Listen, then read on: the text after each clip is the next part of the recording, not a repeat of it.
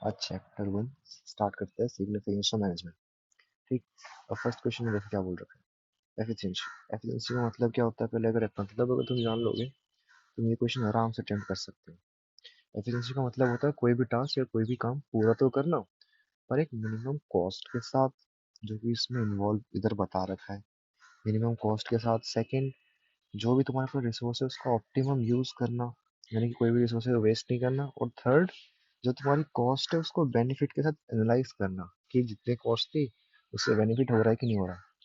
तो इसमें तीनों के तीनों पॉइंट है, जो कि इधर लिख दिया, तो इसका आंसर क्या होगा? D, all of the above. Second, which of the following is an organisational objective of the management. मतलब कि मैनेजमेंट में ऑब्जेक्टिव होते हैं, तीन ऑब्जेक्टिव है। एक होता है ऑर्गेनाइजेशनल,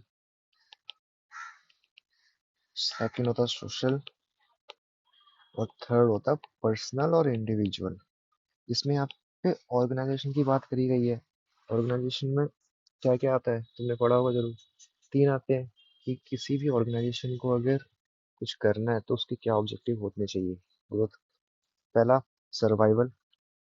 ठीक, क्योंकि बहुत कंपटीशन होता है मार्केट में, बहुत कॉम्पिटिटर होते हैं। उनसे किस तरीके से बचना है, उनसे उनसे उनको हरा के कैसे आगे जाना है ना। अब तुम मार्केट कैप्चर कर लिया तुमने बिजनेस में, ठीक है, बिजनेस में मार्केट कैप्चर कर लिया। अब कैप्चर करके बैठ तो नहीं सकते, तुम्हें पैसा कमाना होगा, प्रॉफिट करना होगा। तो ये भी ये पॉइंट गिवन है यहाँ पे। और थर्ड होता है प्रॉफिट कमाने के बाद का तुम घर लेके चले जाओगे, विड्रॉ मार लोगे नहीं, उसको ग्रो बिजनेस में और लगाओ जितना प्रॉफिट हुआ। तो जितना तुम प्रॉफिट लगाओगे उतना ग्रोथ होगा, उतना एक्सपेंशन होगा। ठीक। तो ऑर्गेनाइजेशन के इतने सारे ऑब्जेक्टिव है, तो सारे नहीं, तीन ही है, जो कि तीन ही पे लिखे पड़े हैं, यानी कि ऑल ऑफ द अबव होगा आंसर, है ना। यानी कि ऑप्शन डी आंसर। उसके बाद थर्ड क्वेश्चन में क्या बोल रखा है, the process of designing and maintaining an environment in which individual work together in groups. इसमें डीप लिखा है, देखो, इंडिविजुअल वर्क, कोई अकेला काम करता है पर सबके लिए। इंडिविजुअल वर्क टुगेदर इन ग्रुप, ठीक है। और एफिशिएंटली accomplishing selected aim। और ये जो स्टेटमेंट है ना, ये मैनेजमेंट को दर्शा रही है, कि मैनेजमेंट का स्टेटमेंट दे रखा है यहाँ पे। क्योंकि यहाँ पे फर्स्ट पॉइंट देखो, प्लानिंग लिखा है। प्लानिंग का मतलब क्या होता है? थिंक इन एडवांस, जो कि यहाँ पे तो कुछ लिखा ही नहीं है उसका स्टेटमेंट। ऑर्गेनाइजिंग यानी कि ग्रुप्स डिवाइड करके रख देना कि कौन सा डिपार्टमेंट क्या काम करेगा, ये भी यहाँ पे नहीं बताया। और फोर्थ है एफिशिएंसी। एफिशिएंसी का मैंने मतलब बताया तुम्हें फर्स्ट क्वेश्चन में, क्योंकि ये भी नहीं बता रहा। तो बच रहा है क्या है? मैनेजमेंट। और मैनेजमेंट ही इसका आंसर था, क्योंकि मैनेजमेंट में सारे एक साथ मिलके काम करते हैं ताकि गोल अचीव कर पाए। ठीक। और उसके बाद फोर्थ क्वेश्चन है, मैनेजमेंट मस्ट बी। मैनेजमेंट को क्या होना चाहिए था? मैनेजमेंट को क्या होना चाहिए? इफेक्टिव। इफेक्टिव का मतलब होता है काम टाइम पे पूरा करना, चाहे कॉस्ट कम लगे या ज्यादा लगे, बस काम टाइम पे पूरा होना चाहिए। ठीक। इफेक्टिव का मतलब ये होता है। और एफिशिएंट का मतलब ये होता है, जो कि मैंने तुम्हें बताया, कि काम टाइम से पूरा ना हो या ना हो, पर मिनिमम कॉस्ट पे होना चाहिए, साथ में ऑप्टिमम यूटिलाइजेशन ऑफ रिसोर्सेज भी होने चाहिए। तो मैनेजमेंट को बोथ होना चाहिए, इफेक्टिव और एफिशिएंट। ठीक। उसके बाद फिफ्थ क्या कह रहा है, to cooperate with other department for smooth functioning of the organisation. इसमें बोला गया है कि ऐसा कौन सा लेवल ऑफ मैनेजमेंट है जो कोऑपरेट करता है सारे डिपार्टमेंट के साथ।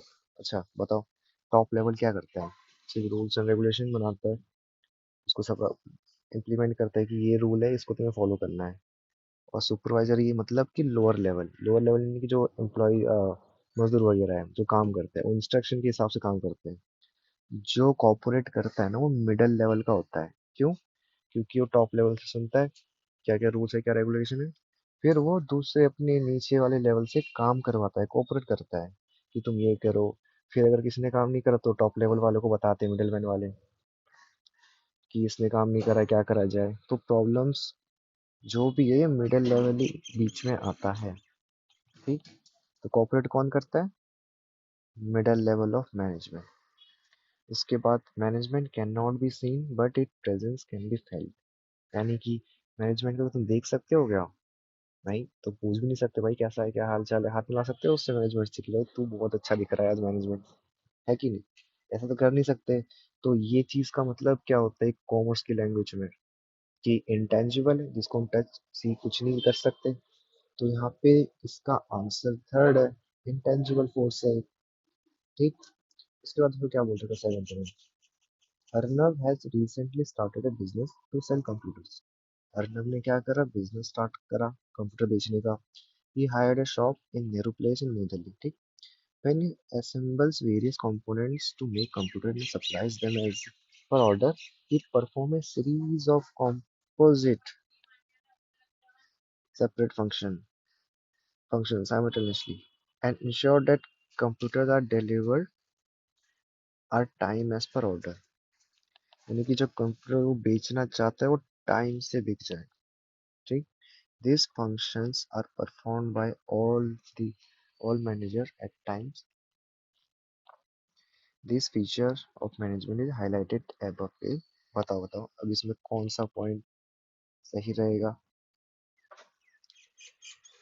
चलो मैनेजमेंट सेकंड पॉइंट से स्टार्ट करते हैं। Management is pervasive. परवेसिव का मतलब management is universal, universal applicable है, जो कि ये स्टेटमेंट में तो बोला ही नहीं गया है कुछ ऐसी बात। ठीक है। इसके बाद मैनेजमेंट डायनेमिक। डायनेमिक का मतलब होता है बिजनेस के जो नेचर है वो चेंज होते रहेंगे सिचुएशन के ऊपर, जो कि यहाँ पे इस पॉइंट में ये बात नहीं करी गई है। इसमें बस बोला गया है कि उसने बिजनेस स्टार्ट करा, स्टार्ट करने के बाद वो कंपोनेंट्स वगैरह देख रहे हैं कि कितने सप्लाई करने चाहिए, कैसे ऑर्डर पे क्या क्या भेजना चाहिए। उसके बाद जो उसने टारगेट फिक्स करा है वो टाइम से पूरे हो रहे कि नहीं हो रहे। ठीक। तो ये जो स्टेटमेंट ये जो लिखा है इसमें, इसका करेक्ट आंसर होगा management is a continuous process. क्यों? क्योंकि इसने पक्का सोचा होगा कि प्लानिंग करी होगी कि कितने कंप्यूटर बेचने चाहिए, फिर ऑर्गेनाइज करा है इसने। ये रहा यहाँ पे पॉइंट दे रखा है, component to make computer supplies. ठीक। उसके बाद इसने मैनेजर रखे जो काम करने वाले हैं। तो ये सब दर्शा रहा है कि management is a continuous process है, बार बार होता रहेगा ये। उसके बाद क्वेश्चन 8। क्वेश्चन 8 में क्या कह रहा है, सॉरी ये सॉर्ट आईटी लिमिटेड होगा, एक छोड़िए।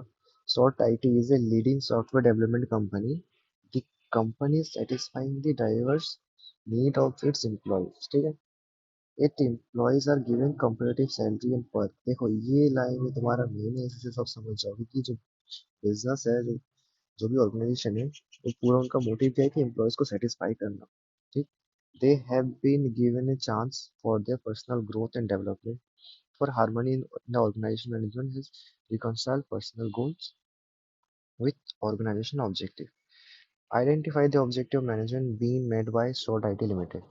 तो इसमें बोला जा रहा है कि जो भी यहाँ पे ऑब्जेक्टिव यूज करा गया है कौन सा है। मैंने पहले बताया 3 ऑब्जेक्टिव होते हैं, ऑर्गेनाइजेशन, पर्सनल और सोशल। सोशल यानी कि सोसाइटी से रिलेटेड, ऑर्गेनाइजेशन यानी कि ऑर्गेनाइजेशन से रिलेटेड कि बिजनेस कैसे चलेगा कैसे नहीं। थर्ड होता है पर्सनल। पर्सनल यानी कि एम्प्लॉय से रिलेटेड। तो ये थर्ड पॉइंट है, तो यानी कि ये वाला बी है, पर्सनल ऑब्जेक्टिव। ठीक।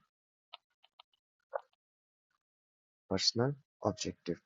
इसके बाद देखो क्या नाइन्थ वाला, a lawyer has become a member of bar council to practise law in India. यानी कि कोई एक लॉयर है, वो एक बार काउंसिल का मेंबर बनना चाहता है। तो कैसे होगा ये, बताओ। ऐसे कोई हलवा तो है नहीं कि सीधा एडमिशन करा लिया और हो गया। उसको एक प्रोफेशनल एसोसिएशन से जाना पड़ेगा, प्रोफेशनल बॉडी से पास आउट होना पड़ेगा। तो ये सेकंड पॉइंट ही बता रहे हैं। ठीक। B, professional association.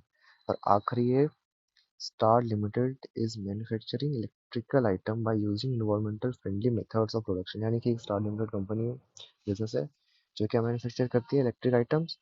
और वो क्या इन्वायरमेंटल फ्रेंडली है, यानी कि सोसाइटी को हार्म नहीं करता है ना। हार्म नहीं करता तो क्या कहाँ जाएगा, सोशल ऑब्जेक्टिव में जाएगा। सोसाइटी के बारे में सोच रहा, सोसाइटी को हार्म करने के बारे में नहीं सोच रहा। तो ये रहा इसका करेक्ट आंसर। ठीक। यहीं पे तुम्हारा चैप्टर का एमसीक्यू खत्म होता है। वैसे आगे करते रहेंगे। ठीक है।